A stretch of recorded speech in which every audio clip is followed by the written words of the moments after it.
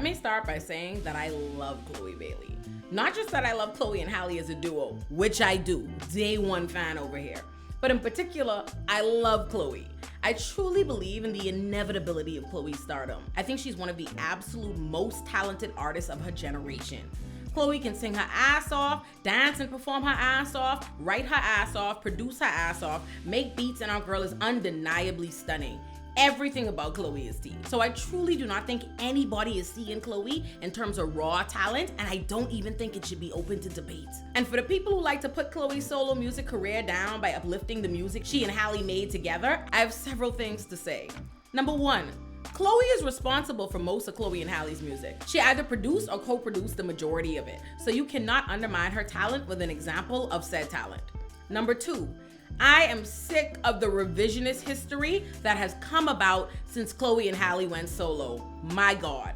There are far too many niggas who slept on all Chloe and Halle's music, pretending to have been fans of them as a duo just to shit on their solo careers. Whole time when they were together, most of you niggas completely slept on the track for track, zero skip masterpiece that was The Kids Are Alright. And many of you who opened your eyes a little bit for Ungodly Hour only did so because it was a global pandemic where you were trapped in your homes when Chloe and Halle used their tennis court to revolutionize at-home award show musical performances. And even then, half of the people who were tuning into that were begging for Chloe to go solo because they could see that the bad bitch and Chloe was dying to dance way harder than anything she and Halle made together would have required, or they were niggas who had already been objectifying and sexualizing her and dying to separate her from her sister because she was the thickest of the two. The North remembers the days when Chloe and Halle had a joint Instagram and how feral niggas became the day Chloe started her own solo Instagram and dropped that video doing the Busted Challenge. Niggas wanted Chloe to go solo so they could sexualize her so bad, but the moment she actually went solo and embraced sexiness and allowed sexual brand identity on her own accord, rather than treat it like an open secret she was supposed to ignore, like she don't know she's a fucking bad bitch. The public response wasn't only mostly negative, it was very loud.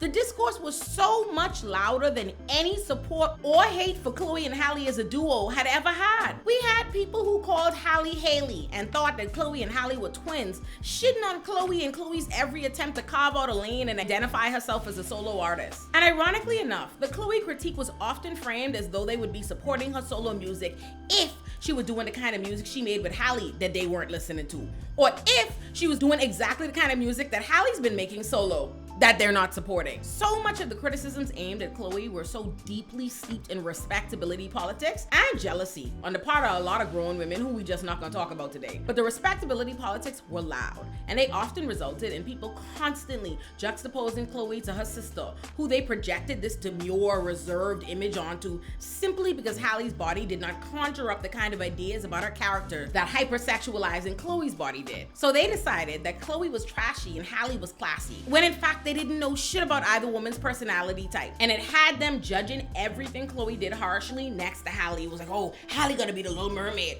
Chloe here playing and swarm, clapping cheeks and all of that, like the bitch is not acting. But again, they ain't know shit about those women, which is why, despite how much they love to weaponize their perception of Halle against Chloe, the minute Halle got pregnant for DDG and thus stepped firmly out of the role people had cast her in, the backlash was swift, aggressive, and ongoing. But the realization that Halle didn't fit their mold either did not stop people from policing Chloe's sexuality, deciding she was doing too much, trying too hard, not being authentic, and a bunch of other shit that just boiled down to people's discomfort with Chloe's refusal to be more modest, to be reined in, or to perform a more demure, reserved kind of femininity that they had hoped she would embody. Niggas wanted Chloe to be early 2000s Alicia Keys so fucking bad. Folk have this idea that because Chloe can really sing, really blow, play instruments, and do all these kinds of soulful things, that pop is beneath her. They want her to give us the kind of Chloe and Halle music that they would respect when they heard it at the occasional award show but didn't actually download. And I say that because I am never gonna let y'all forget that despite all these niggas fake yearning for the girls to reunite and pretending like they'd have achieved the mainstream success they've been denied thus far had they stayed together, the math ain't mathin', babes. Because right now, as we speak, Chloe by her lonesome has 2.2 million monthly listeners listeners on Spotify. Halle by her lonesome has 956.8 thousand monthly listeners. And Chloe and Halle as a duo have 849,000 monthly listeners on Spotify. All I'm saying is that somebody lying. So there is a very real barrier between a lot of Chloe's critics and her solo music that prevents them from ever connecting to it. You cannot listen to solo Chloe and miss that she is a young 20-something-year-old beautiful gal who know her ass fat and is still figuring out her solo musical identity and hasn't settled on one cohesive sound or theme, which can sometimes be the problem of being talented in too many lanes in a world where people want you to pick one thing that you're really good at that they can define you by. Like, think about it. We know exactly the kind of fuck nigga message that's at the core of anything Brent Faiyaz gives us. There's a brand and musical identity there. We know the kind of contradictory toxic lover girl soundtrack to our lives SZA gonna give us. There's a persona that artists have that they're able to embody in their music somehow. Brent does this well, SZA does this well, Anderson .Paak does this well, Doja Cat does this well. There's something about those artists that feels distinctly identifiable to all of us, that feels present in anything they do. Chloe's solo music gives us that she's young, wild, and free, but her musical identity isn't identifiable in a way that the audience can latch on to yet. Which I think is okay. I think she's figuring it out, and undeniable talent affords you a little more time to figure it out than most. But while I do think that a lot of folks' underlying biases and preconceived ideas of who Chloe should be and what kind of music she should make prevents them from connecting with her solo stuff, I do still think there are some legitimate reasons the music isn't connecting and things Chloe and her team could improve, and probably will. I don't think the issue with Chloe's solo music is content. I think it's packaging. Chloe's projects lack the kind of theme, vision, story, packaging that makes them feel consequential and stick. In my video, The Problem with Ari Lennox's New Music, I explained that Ari's new music sometimes sounds like she is trying to speak to a generation that folk like Summer Walker's music felt organically representative of, and I said in that video that sometimes people like Chloe have this issue too. Now, I did not mean that about all Chloe's music across the board, and definitely not her latest music. I was mostly speaking to her debut album, In Pieces, where she had tracks that prove my point like Cheat Back. But unlike my critique of Ari's new music, I'm not questioning the authenticity of Chloe's lyrical content, even with a track like Cheat Back.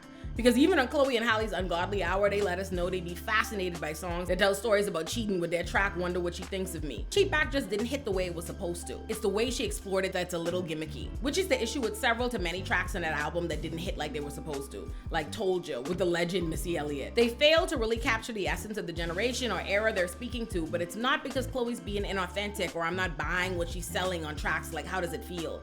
It's not even that they're bad songs per se, they're just a little bit forgettable. However, I maintain that y'all did sleep on Body Do and Pray It Away. Slapped hard, I'm telling you, those motherfucking songs went triple platinum in my motherfucking house, you hear me? Do you ever wonder who's fucking your man when he's not fucking you?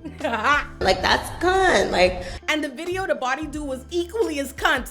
Y'all was hating. Oh, she doing too much, it's too this, it's too. No, she doing just what she needs to fucking do, okay? A performer. That being said, while I love both those singles and will die on the hill that y'all are missing out by not getting into those bops, let's get back to the problem with that album's overall packaging and sequencing in this regard. Because I'm not even sure that those two albums had any business on the same album in the first place. But I know with certainty that Body Do had no business being immediately after Pray It Away. The lack of cohesion is present throughout the project, from the album's puzzling artwork, the forgettable title, and onwards. Body Do belonged on a project with Have Mercy, surrounded by a bunch of other upbeat, bad bitch, pop, EDM, rap, dance music that Chloe clearly loves to make.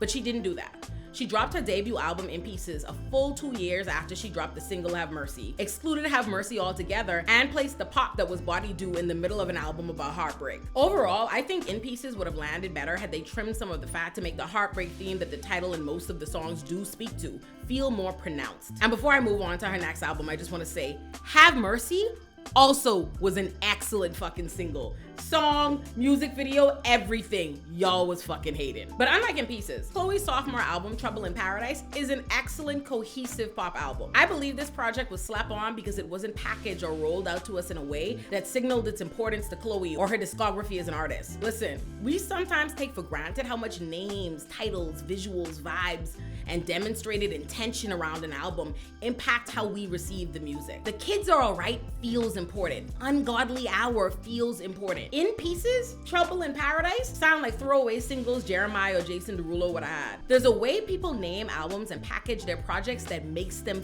feel lofty and important out the gate. Think about it. Control, Trap Soul, Planet Her, Renaissance, Chromacopia, Born Sinner, Confessions, Man on the Moon, Fever, The Off Season, Culture, Take Care. Shit, even Normani's Dopamine sounded important. The failure for Normani is always giving us nothing. But anyway, that's not the point. When you hear the title Trouble in Paradise, it doesn't sound like the title for an album that's meant to stick with you. It doesn't sound like something that's gonna be a classic album. It sounds like a throwaway single you'd assume you probably already heard and forgot by some artist. It's the same problem people had with Lotto's decision to name her last album Sugar Honey Iced Tea when Big Mama was right there. But I think the packaging of the album was a missed opportunity, not a kiss of death that couldn't be overcome. Just like Lotto overcame people's lackluster response to her album's packaging and its connection to an empty beef with Ice Spice by giving them a great body of work. And Cardi B's decision to name her long-awaited sophomore album Am I the Drama initially felt like a miss to me because it just didn't feel anywhere near as important as Invasion of Privacy felt as a title. But an excellent rollout and a cohesive banger of a project that spoke to why she questioned why she might be the drama nullified my worries. So I think Chloe could have overcome lackluster packaging of this album with a serious rollout that allowed her to bring us into the project and her world so that we could understand how she made this music and how she connected to it, like Cardi did with Am I the Drama or Doja did with V. But Chloe didn't get the benefit of a serious rollout, not that I could tell. It felt like Trouble in Paradise just kind of dropped, which is why the moment I heard the album, I was so sad because I knew that this project filled with bops was going to fly under the radar, and Chloe was not gonna get the credit for how significantly better this sophomore album was to her debut. It's such a shame because my girl did so much right on Trouble in Paradise. But all that made it to the timeline was the track Rose, where Chloe sang about the popular Rose sex toy, because that was perfect fodder to the people who think Chloe is cringe and trying too hard. And I wish she just left that track off the album, because what people missed was all the fun of tracks like Boy Bye, Temporarily Single, Shake, Strawberry Lemonade, Favorite, Never Let You Go, Somebody, and Redemption. Had Chloe been able to go on a press run telling us all about how she lived in St. Lucia the entire time she was writing Trouble in Paradise and connecting that experience to the island sounds and imagery all over the album, so many more people would have checked out this album and loved this album. I also want Chloe and a lot of the other black pop girlies like her to get access to the white pop outlets that only check for Sabrina Carpenter and them, because I feel confident that the audience Chloe is most known to is neither her target audience or the extent of who would really appreciate the music she's making. I am dying for Chloe to be discovered by her true tribe. Nevertheless, despite the current disconnect between the fans and Chloe's solo music, I loved 13 of 16 songs on Trouble in Paradise, and I think the album is probably an 8 out of 10 that y'all need to stop sleeping on.